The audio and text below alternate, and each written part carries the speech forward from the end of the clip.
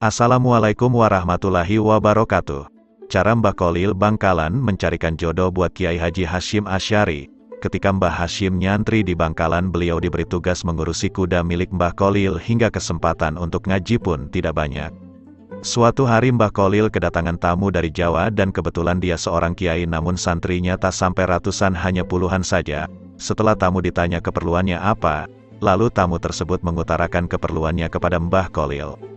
Tamu berkata, "Mbah Kholil, saya datang ke sini Kiai, pertama niat silaturahmi dan yang kedua saya hendak menikahkan putri saya, berhubung dia sudah dewasa kiranya patut saya carikan jodoh, apalagi usia saya juga sudah ada di ambang pintu ajal yang tak lama lagi Allah pasti memanggil ruh saya Kiai. Jika ada Kiai, saya mohon petunjuk dan izin Kiai untuk mencarikannya." Tanpa berpikir panjang, Mbah Kholil langsung memanggil Mbah Hasyim yang ada di belakang rumah beliau yang sedang ngurusi kuda. Spontan Mbah Hasyim yang mendengar suara gurunya memanggil langsung lari tunggang langgang menghadap sang guru. Mbah Hasyim berkata, "Iya Kiai, jenengan manggil saya?" Mbah Kholil menjawab, "Iya." Tanpa banyak tanya lagi Mbah Hasyim langsung diam merunduk. Lalu Mbah Kholil berkata kepada tamu beliau, "Ini dia calon menantumu yang akan meneruskan perjuanganmu." Tamu pun terkejut, tegang dan tak habis pikir sambil bergumam dalam hatinya, "Masa iya si santri emblasakan seperti ini akan mengurus pesantrenku? Saya tidak yakin bila anak ini banyak ilmunya."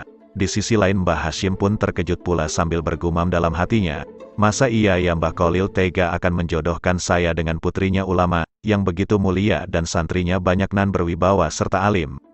Mbah Kholil lalu menyambung dawuhnya apa yang keduanya pikirkan. Mbah Kholil berkata kepada tamu tersebut, "Sudahlah kamu pulang saja dan siapkan selamatannya di rumahmu. 3 hari lagi akad nikah dilaksanakan. Dan kamu Hasyim kembali ke belakang." Mbah Hasyim pun kembali ke tempat tugasnya dengan hati yang risau, pikiran kacau balau dan perasaan galau, sembari bertanya-tanya dalam hati kecilnya, "Bagaimana saya bisa menjalani ini semua? Kenapa guru tidak memberitahu saya sebelumnya atau paling tidak menawarkannya?" Gundah gulana bimbang, ragu dan bingung terus berkecamuk dalam pikiran Mbah Hasyim.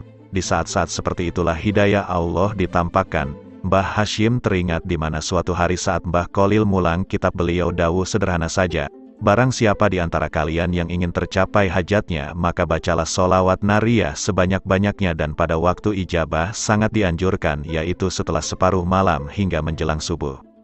Saat malam kira-kira jam 12 malam, Mbah Hasyim melaksanakan apa yang pernah diucapkan gurunya itu, yaitu membaca sholawat nariyah sebanyak-banyaknya, dan menjelang subuh beliau ketiduran dan hal ajaib di mana dalam mimpi tidur sekejapnya beliau bermimpi bertemu Imam Al-Bukhari dan mengajarkan kepada beliau hadits sahih selama 40 tahun lamanya. Lalu beliau terbangun serta terkejut tidak percaya atas mimpinya itu. Di malam yang kedua terjadi lagi. Dalam mimpinya beliau bertemu Imam Asy-Syafi'i dan mengajarkan kepada beliau kitab-kitab fikih dari berbagai mazhab, yaitu Imam Asy-Syafi'i sendiri Hanafi, Maliki, dan Hanbali selama 40 tahun lamanya. Di malam ketiga beliau bermimpi bertemu dengan Imam Al-Ghazali dan Junaid Al-Baghdadi yang mengajarkan beliau kitab-kitab tasawuf selama 40 tahun. Setelah beliau bangun, beliau terkejut dan bertanya dalam pikirannya apa makna dari semua mimpi ini. Keesokan harinya beliau hendak bertanya kepada gurunya, namun tidak ada kesempatan karena beliau justru disuruh siap-siap berangkat ke rumah calon mertua untuk melangsungkan akad nikah. Lalu keduanya pun berangkat hingga di tempat tujuan langsung dilakukan akad nikah. Selesai itu Mbah Kholil akan pulang ke Bangkalan. Sepatah kata pun tak ada yang keluar terucap dari Mbah Kholil mulai dari Bangkalan hingga sampai di tempat akad pernikahan. Baru Mbah Kholil hendak pulang beliau dawuh kepada Mbah Hasyim lalu kepada mertuanya dan disaksikan banyak santri dan tamu undangan. Kepada Mbah Hasyim beliau berkata, "Hasyim jangan nyelewang-nyeleweng ya, ibadah ikut yang dicontohkan Nabi melalui ulama, dan ikutilah ulama Allah agar selamat, Allah pasti bersamamu." Kepada mertua Mbah Hasyim dikatakan, "Jangan ragu dengan Hasyim, dia sudah ngaji 120 tahun lamanya."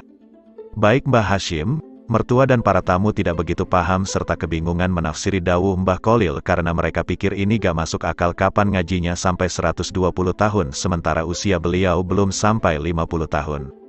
Lalu Mbah Kholil pun balik ke Bangkalan. Esoknya Mbah Hasyim diuji mertuanya sembari ingin membuktikan sealim apakah menantunya yang dijagokan gurunya itu. Dan beliau pun dengan agak gugup berada di masjid sementara di tempat yang biasa mertuanya duduk sudah disediakan 2 kitab tafsir dan hadits. Sudah disiapkan ujian membaca kitab.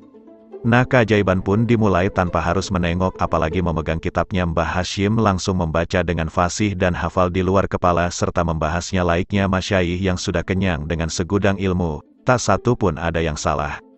Ustadz dan santri senior yang tidak yakin dengan kemampuan beliau pun menjadi takjub, begitu pula mertuanya yang mengintip dari celah jendela rumahnya pun ikut takjub. Dari hari itu hingga seterusnya Mbah Hashimlah yang mulang semua kitab-kitab klasik yang tebal dari berbagai cabang ilmu agama Islam.